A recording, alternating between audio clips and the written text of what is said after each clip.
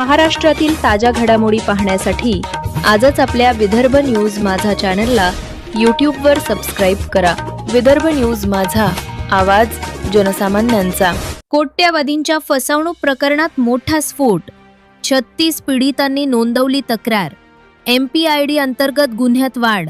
दिग्रस शहरातील कोट्यवधी रुपयांच्या आर्थिक फसवणूक प्रकरणात दिवसेंदिवस नवे गंभीर खुलासे समोर येत आहेत।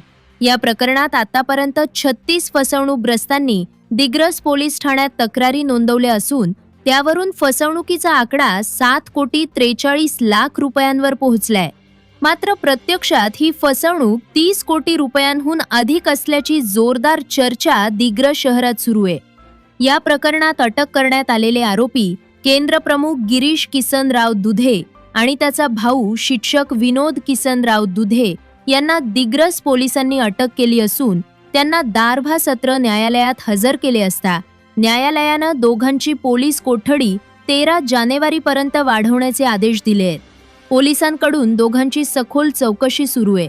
तपासात असं निष्पन्न झाले आहे की पुष्पांजली दिनेश रंधेरिया व मनोज अशोक पाटील, दोघे राहणार वर्धा, यांनी ग्रो कॅपिटल आणि विश्वांजली व्हेंचर LLP या बोगस कंपन्या सुरू केल्या।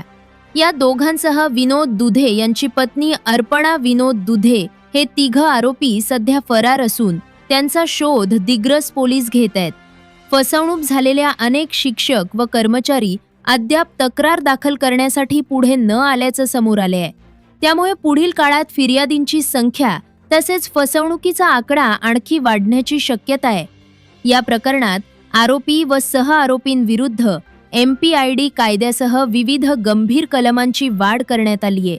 फिर्यादी व साक्षीदारांच्या जबाबांवरून आरोपी व सह आरोपींचा आर्थिक व्यवहार, बँक खात्यांचं तपशील तसेच चल अचल मालमत्तेचा सखोल तपास सुरू आहे।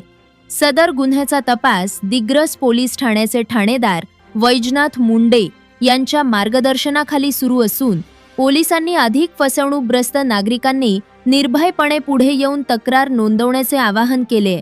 मुंडे पोलीस स्टेशन दिग्रस, गुन्हा रजिस्टर नंबर 006/26 कलम 318(4), कलम 316(2), कलम 35 यामध्ये आणखी 36 फसवणुकीचे साक्षीदार आणि शिक्षक ॲड झाल्याने सदर गुन्ह्यात MPID कलम 3 प्रमाणे वाढ करण्यात आलेली असून माननीय विद्यमान कोर्ट दारव्हा यांनी दिनांक 9/1/26 रोजी पुढील 13 तारखेपर्यंत विनोद दुधे व गिरीश दुधे यांची पोलीस कोठडीत वाढ केलेली आहे।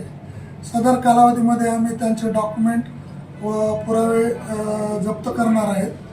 तसेच पुढील तपास सांगती किती ठेवीदार आहेत ते आम्हाला कळल्यानंतर आम्ही कळवू। आतापर्यंत 7,43,00,000 रुपयांची फसवणूक झाल्याची आमच्याकडे नोंद आहे आणि सदर साक्षीदार व फिर्यादी यांचे जबाब नोंदणी चालू आहे।